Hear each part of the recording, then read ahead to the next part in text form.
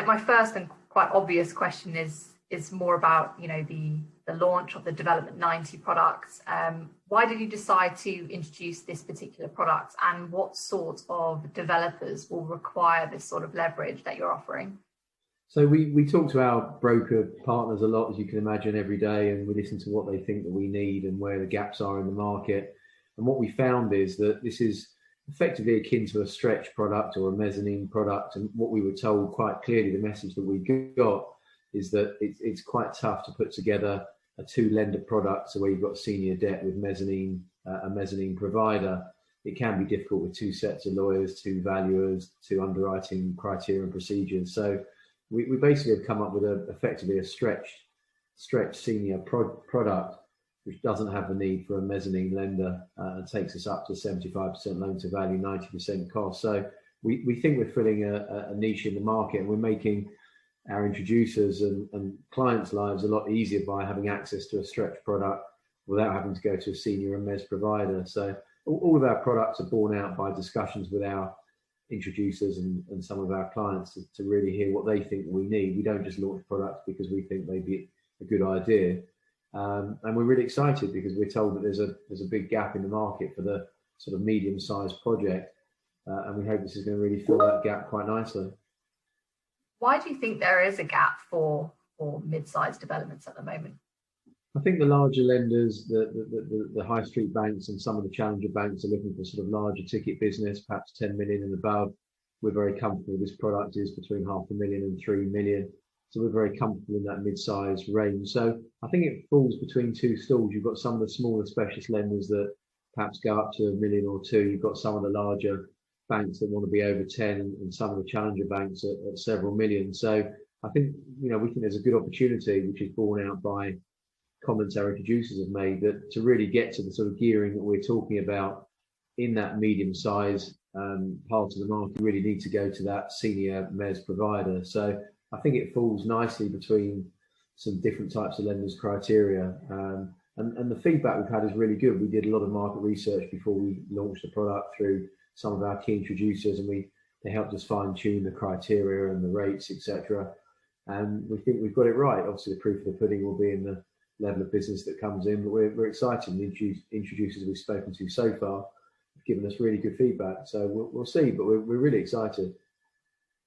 I understand that the product also avoids what I think alternative bridging estates as expensive joint venture structures or reliance on sales from the sale of other schemes to finance the equity. Why is relying on sales from other schemes problematic in today's environment? Yeah, so I mean, on the first point, in terms of relying on joint venture, you know, basically our gearing here is 90% of loan to cost. So if a client can put in 10% of cost, they're going to avoid paying up to 50% away of the whole profit of the scheme. There are joint venture partners in the market that will provide 100% loan to cost, but they'll take usually 50% of the profit. If a client can put in 10% of the cost only, for that they're going to save themselves 50% of the profit. So it's a massive saving. You know, that's expensive. In terms of relying on other sales, well, you know, the market's been fairly buoyant this year, far more than we thought, mainly due to perhaps stamp duty assistance. So if you're relying on sales to come in quickly to fund your next scheme, it's just time consuming, you know, to get a chain in progress, to get buyers to complete, to get the survey, the legal work done. You know, everything's taking longer at the moment. We can see that as a lender. You know, we like to think we're a really quick lender, but cases are taking longer to complete because, you know, I've just had a case that's due to complete this week. The solicitor's got COVID. He can't send any documents off. So, you know, that's one example, but everyone working from home, everyone being in remote locations. So things are taking longer. So if you're relying on a sale to fund your next scheme, it's just going to take that bit longer and may put you in a position where you just can't complete on that scheme in time. So again, for a relatively small percentage of cost contribution, a client can then move on to their next scheme. You know, we think we're going to get some really good quality, experienced clients taking on this type of finance, the sort of client that wants to spread his capital out a bit further, doesn't want to wait for sales to complete, or wants to get onto the next project. So we're expecting to go up the quality curve in terms of the type of client that we're dealing with. And it will enable people to get on and do schemes they wouldn't otherwise be able to do. So as I keep saying, we're very excited. I think that theme's coming through. I think that follows on to my next question, really, because you've mentioned that some of your existing clients may be looking to undertake larger projects. What is your advice to SME developers who want to take on larger opportunities than they are currently doing? I think there's nothing wrong with being ambitious and wanting to move up in terms of the size and perhaps complexity of a scheme. We'd always say don't run before you can walk. I've been doing development finance for more years than I care to remember, and I think the most successful ones are those that have generic progression and perhaps move forward at a sensible pace. I think a client that's perhaps built a single house now wants to build 20. Unless they've got a really good professional team and a good capital base around them, it might not necessarily be a good idea. So my advice would be, particularly people that stick to areas they know geographically is a good thing to do. You've got local knowledge. Move forward, absolutely, and move up in terms of the size and complexity of the project, but keep it sensible.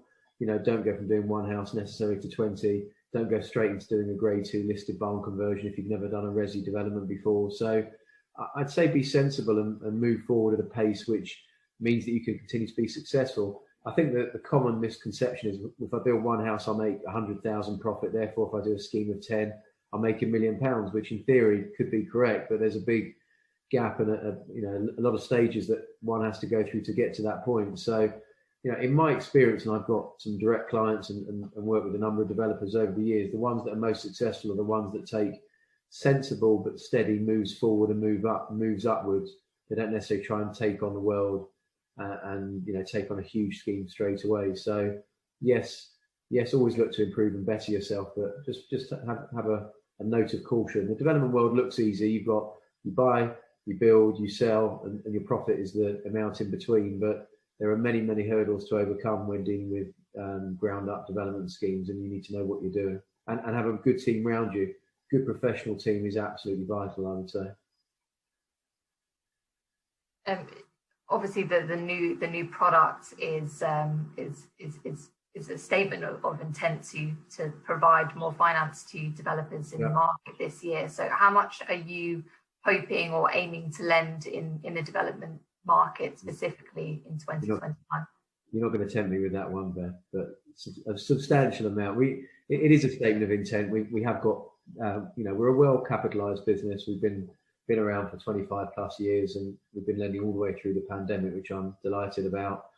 Some lenders had to pull out the market, change products dramatically. We didn't have to do any of that. So, to caution, we're excited about this year, and certainly particularly the second half of the year. But we are putting out a real statement of intent. Launching a 75% loan to value, 90% loan to cost development product.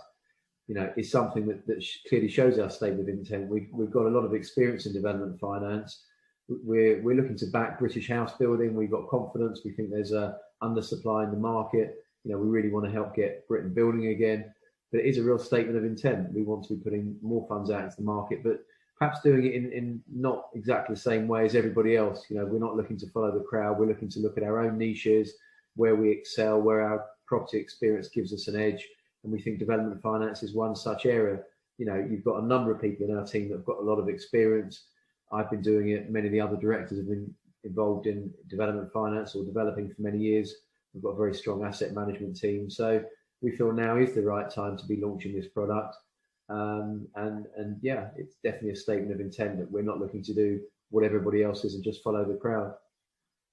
And I understand this is first of many enhancements to your product set this year. So what else can we expect? What else can brokers and developers expect?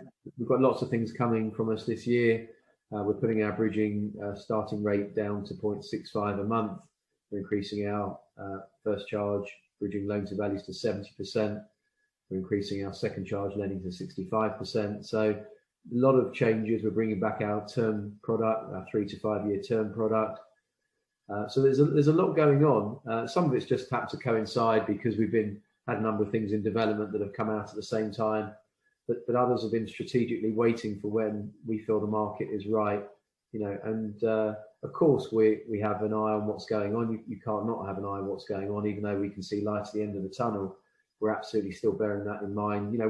We're a very long established lender. We want to be here for the long term. We're not interested in just doing a load of business, hiking up loan to values, reducing costs, getting a load of volume in, and then getting out of the business. We've got a very long-term model, and that's not our methodology. So we've been in this for the long haul already, and we expect to be in this for the long haul going forward. So we have to be very sensible, cautious, but within that we want to be as aggressive as we can be as well. So it's a bit of a balancing act, but there's a lot going on actually, and it's a really exciting time, and I'm pleased it's coincided with what appears to be the pathway to the end of lockdown and end of restrictions. So as we come out of that, we really want to push ahead, but we recognise that you can't just say everyone wants to push ahead, everyone wants to get more money out the door, increase their loan book. That's what the whole industry is trying to do. We're looking for niches, we're looking to use our property expertise. Our overdraft product is working really well. We're selling a lot of that. That's quite a unique product in the market. The term loan, the fact that we're regulated, and the fact that we do both reg and unreg development finance. So we're trying to, yes, push ahead in the traditional bridging areas, but certainly exploit and explore some of the areas which are perhaps underserved as well. And then finally, this is probably more of a personal question about, you recently joined the board. What will you personally be hoping to implement at the business this year? Yes, I've been working with the guys now for about 16 months. It's going really well. They're a great bunch of people, which I knew before I joined. So that's working really well. This is a great home for me at my time in life. I sound like an old man there. And the plan was for me to join the board, but we all wanted to have a period before that, which has gone well. So I'd like to bring to the business, which I have done to a point already, certainly my perhaps deeper knowledge of development finance. Certainly there's a big knowledge in the business already, but I've got some direct clients as well, which have followed me around loyally, which is great. So certainly some direct clients. I'm incredibly service driven. Now the business is already service driven, but like any good business, always looking to improve. And service has always been my mantra, because when I was at Regents Mead, we were a relatively expensive lender, but we built up a book completely based on very high service levels. So however good the service is that we have, I know it can be better, and I'm looking to improve that. Looking to bring on board processes and procedures that I've utilised before in my previous lives. Again, improve where we can.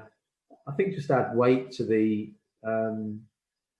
branding side of the business, just to help push the business forward, design new products, which I've done on the Development 90 in conjunction with my colleagues. So I think what I'm able to do here is use I've been doing this now amazingly for 30 years, so absolutely still learning every day, but got some knowledge that I can impart and bring that across to the business. So I just want the business to have a completely service-led approach to what we're doing, and I think I can help improve what's already a really service-led business. So it's partly product and branding, service, clients, and also I've got some relationships with perhaps some introducers that the business didn't have before, so bringing those on board as well.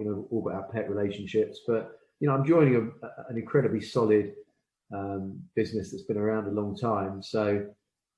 But there's always improvements. I think you have to try and improve what you're doing every day, and it doesn't matter how good we are or how well we think we're doing or how solid we are. And as a business, we meet regularly with directors and with the team to say, how can we do better and not rest on our laurels, and however good this month is, how do we make next month better? So I suppose the business is always looking to take people on that can add value to what we're doing, and hopefully I'm doing that, and I'm really enjoying it. It's a really, really good place to be. It's got some really good people. Got a good ethos, and it's great. Really, really good fun.